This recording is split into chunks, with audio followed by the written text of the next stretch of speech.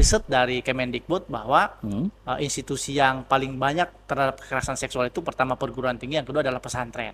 Ngeri ya. Nah, oleh karenanya menurut saya memang seharusnya seharusnya Tom Lembong ini memang dibebaskan ya, seharusnya ya.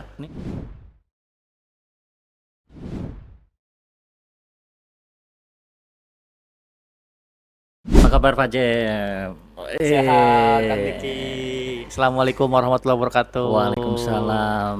Sehat kayaknya ya. Ini bugar sekali nih dosen muda nih. Harus sehat karena di balik jiwa yang sehat dan raga yang sehat ada ada ada kehappyan atau kesenangan yang muncul dalam diri kita.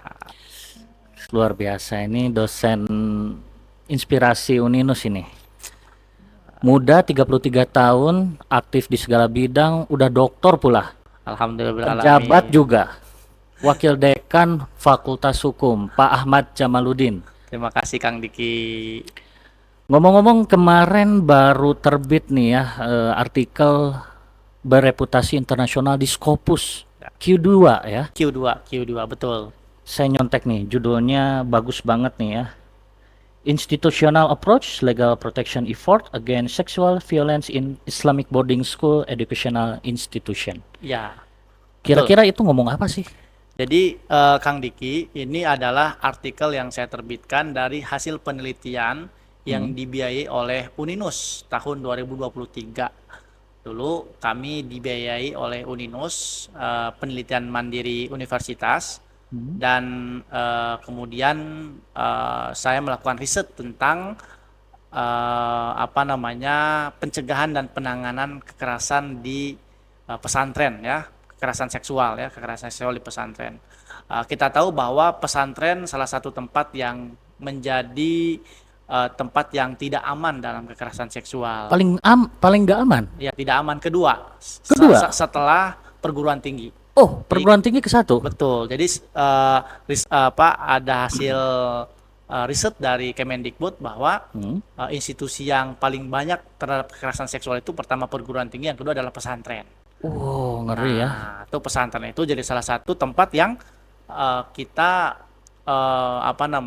banyak terjadi kekerasan seksual. Oleh karenanya saya coba meriset soal kenapa sebenarnya terjadi kekerasan seksual di pesantren dan bagaimana proteksi kita untuk menjaga pesantren agar tidak terjadi kekerasan seksual. Jadi yang dicari Pak James ini di pesantren itu gimana caranya ngeproteksi gitu ya? Betul. Jadi kita ada proteksinya, diproteksi atau ada pencegahan dini melalui beberapa hal ya. Salah satunya dalam tulisan saya itu adalah bahwa pesantren itu harusnya diberikan lembaga pengawasan seperti misalkan Satuan Tugas Pencegahan Kekerasan. Selama ini memang belum ada ya? Selama ini kan kalau kita lihat belum ada ya, belum ada sampai ke hal-hal yang teknis seperti itu gitu. Jadi supaya apa? Supaya pesantren ini tentu saja harus kita jaga marwahnya ya.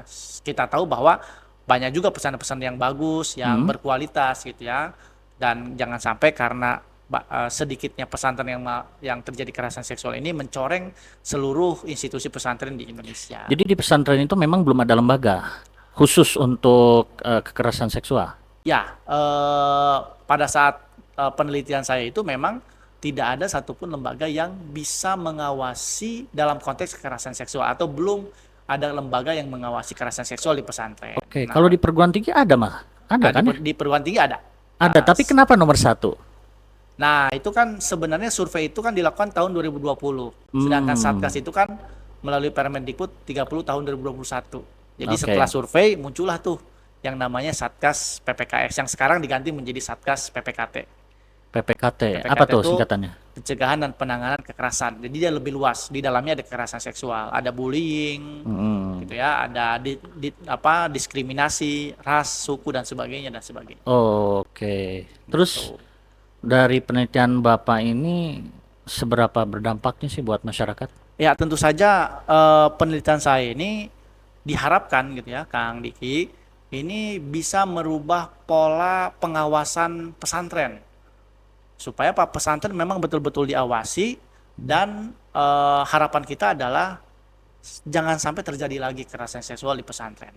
Karena bagaimanapun pesantren itu punya fokus sendiri ya dalam mengajarkan ajaran agama Islam tentu saja, ya, yang tentu saja jangan sampai ada stigma negatif seolah-olah bahwa pesantren itu bisa terjadi kekerasan seksual. Nah, itu yang menjadi penelitian saya gitu ya.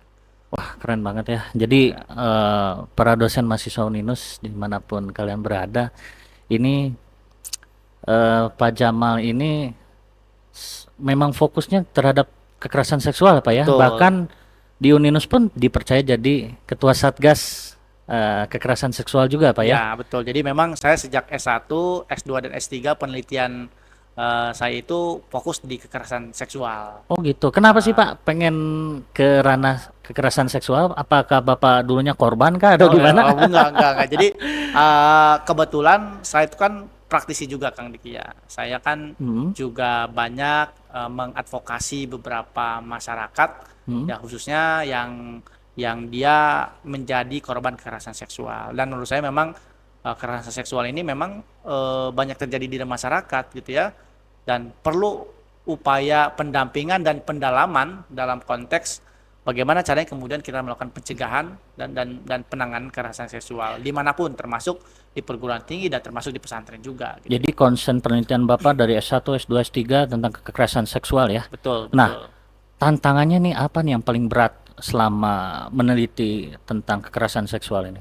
Ya, saya kira sulit ya ketika kita bicara soal kekerasan seksual. Yang paling dirugikan adalah korban, saya kira ya. Karena korban punya dampak yang sangat luar biasa.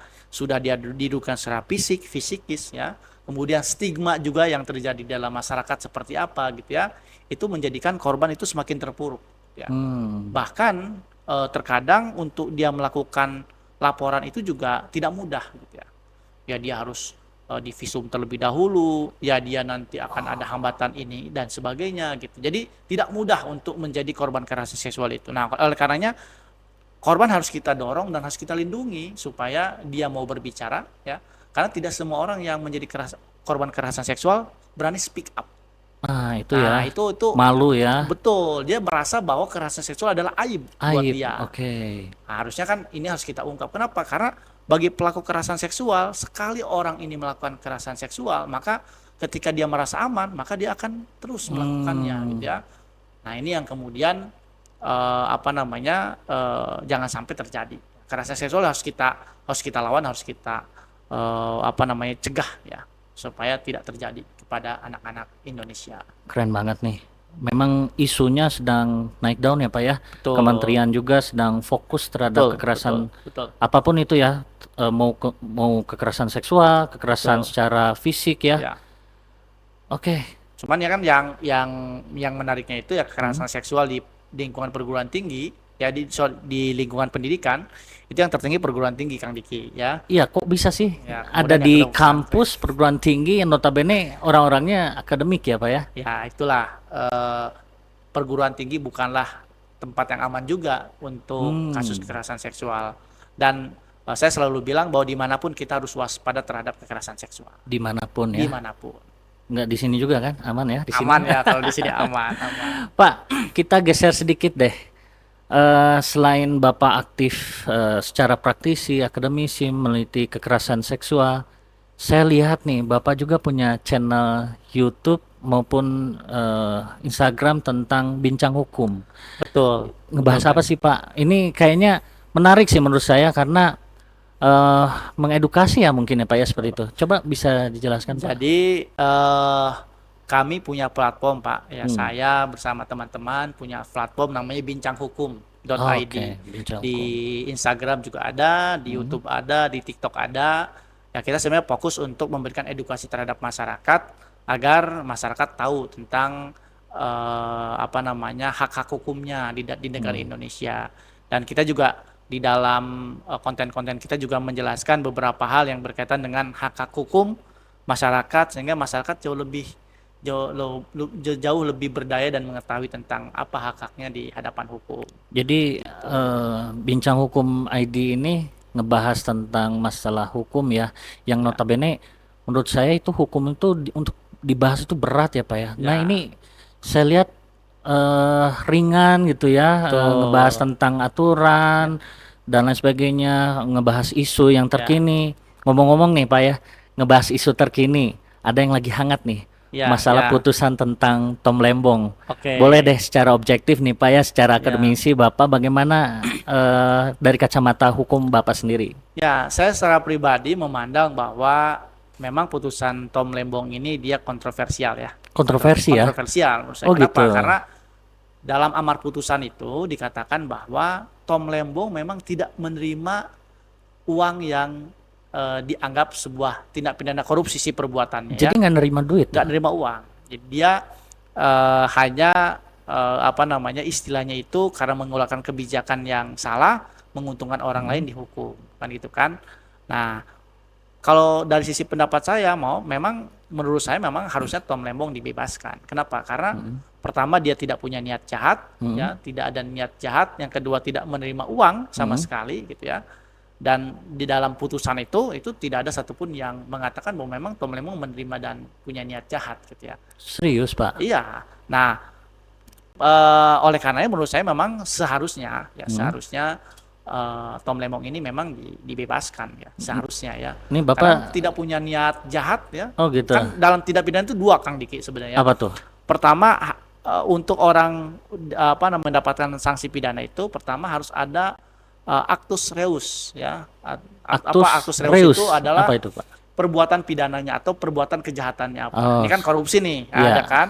Yang kedua harus ada mens rea namanya. Mens rea. Apa Niat tuh? jahat. Niat Oh, jahat itu harus ada gitu ya. Nah, bagaimana mungkin orang dihukum kalau nggak punya niat jahat nggak gitu punya ya. niat jahat dan tidak ada bukti. Betul, dia menerima uang gitu ya.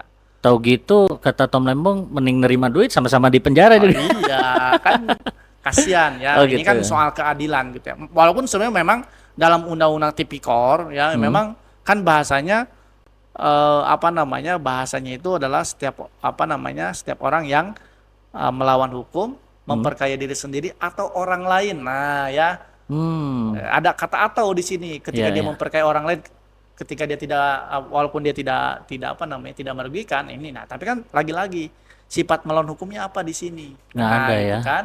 Nah, artinya apa? Sifat melawan hukumnya ini kan harus jelas. Nah, sedangkan kemarin yang kita lihat bersama-sama memang tidak ada niat jahat ya Oke, dan ini dan tidak ada kacamata Bapak ya, bukan nah, karena Bapak tim sukses kan? oh bukan bukan Bukan ini ya, objektif kacamata ya. saya sebagai akademisi. Oke, keren-keren. Wawasannya luas banget ya, Bapak ini ya, membahas isu terkini, kekerasan seksual. Ngomong-ngomong, Bapak dulu aktif di mana sih? Saya dulu selagi kuliah itu dulu aktif di Pergerakan Mahasiswa Islam Indonesia. Kemudian Hmm, setelah beres lulus saya aktif di Ikatan Sarjana Nahdlatul Ulama, hmm. kemudian juga aktif di Pemuda Ansor Wih, ya. Dan juga aktif di Nahdlatul Ulama di Jawa oh, Barat. Bapak Nahdien ya, murni Nahdien, ya, Nahdien, PMII, Nahdien. ISNU, kemudian jadi Ansor Ansor. dan Nahdlatul Ulama. Oh, keren-keren ya. Ya, Jadi tuh.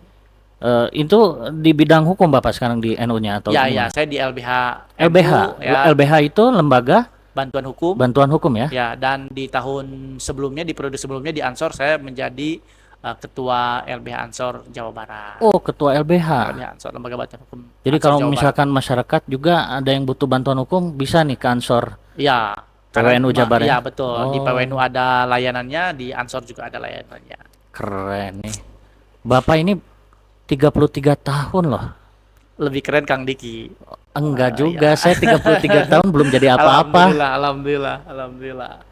Pak James ya ini sahabat saya. Luar biasa udah jadi dokter, wakil dekan. Kira-kira nih Pak ya kalau ada mahasiswa Ya. atau jangan mahasiswa deh, saya nih pengen jadi kayak Pak James itu gimana sih tips triknya Pak? Ya. Itu terlalu berlebihan. Ya, yang jelas saya selalu tekun mempelajari sesuatu. Walaupun saya tidak pintar, tidak cerdas, tapi saya tekun. Karena ketekunanlah yang membawa saya sampai hari ini. Selain Berdiri di sini dan kemudian juga alhamdulillah juga diberikan kesempatan untuk mengabdi di Uninus yang tercinta. Ya. keren, luar biasa nih ya. Saya pengen dong kayak Pak James. Selain tekun ada amalan apa nih? Ah. Biasanya suka ada amalan nih, wirid-wirid. Ya, saya dulu diberikan amalan ini surat Alam Nasroh, Alam Al- Nasroh. Alam Nasroh ala kasodrok itu ya. Mm-mm. Itu menjadi amalan-amalan Al-Insyirah ya. ya al-insyirah. Bapak baca setiap Ya, apa tuh? setiap beres sholat. Beres Itu sholat ya. ya itu amalan dari abah saya dulu. Ijazahnya ya. Ya, Wah, luar biasa. Al-Insyirah sampai tamat. ya. Oke. Luar biasa Pak James ya. Kerja keras, tekun dan amalkan. Dan tidak boleh mengeluh. Tidak Itu. boleh mengeluh. Ya. Mengeluh hanya untuk orang-orang pecundang. Gitu Kang Diki. Tapi kan kalau ngeluh ke teman atau gebetan atau pacar gitu, Wah, boleh dong. Gimana tuh? ngeluhlah hanya kepada Allah Subhanahu wa taala. Subhanallah. Subhanallah. Luar biasa ya mengeluh Jadi pada jangan Allah. mengeluh, terus semangat, jangan jangan harus tetap maju, pantang mundur dan harus tekun. Itu yang dan satu yang menjadi hal itu doa orang tua itu menjadi sangat penting. Subhanallah. Tabarakallah. Last question nih Pak. Mimpi Bapak ke depan, mimpi Bapak yang besar nih pengen jadi apa sih kira-kira? Saya sebenarnya eh berdiri sampai hari ini aja udah syukur alhamdulillah ya. Dan tentu saja ke depannya saya ingin selalu bisa menjadi orang yang bermanfaat dan terus menjadi orang yang bersyukur ya, bersyukur. Hidup harus dijalani dan kita harus harus punya capaian dengan bermanfaat bagi orang lain. Luar biasa. Tepuk tangan. Ya. Luar biasa. Terima kasih Kang Diki. Pak Jem, kayaknya kita nggak cukup nih waktunya nih Ya. untuk terus ngobrol panjang nih ya. Nanti kita kolaborasi lah dengan Kolaborasi Bincang Hukum ya, Bincang Hukum ya. Kita kolaborasi membahas tentang apa. Nanti kita Teman-teman bisa follow di mana Pak nih kira-kira kalau pengen lihat kontennya Pak Jem? di Instagram ada @bincanghukum.id, kemudian di TikTok ada bincanghukum.id, kemudian di YouTube juga ada bincanghukum.id ya. Oke. Terima kasih Pak Terima James. kasih Kang Diki, sehat-sehat. Luar biasa, dosen Uninus penuh inspirasi. Ingat kuncinya cuman tekun dan amalkan apa yang diamalkan dari leluhurnya, gitu ya, kakeknya ya. Al-Insyirah tuh baca yang banyak tuh ya Pak ya. Ya, betul, betul. Oke, kita lanjut ke episode selanjutnya. Kita akan terus menghadirkan dosen maupun mahasiswa yang inspirasi. Tetap ada di Nusal Talks, Universitas Islam Nusantara. Assalamualaikum warahmatullahi Assalamualaikum wabarakatuh. warahmatullahi wabarakatuh.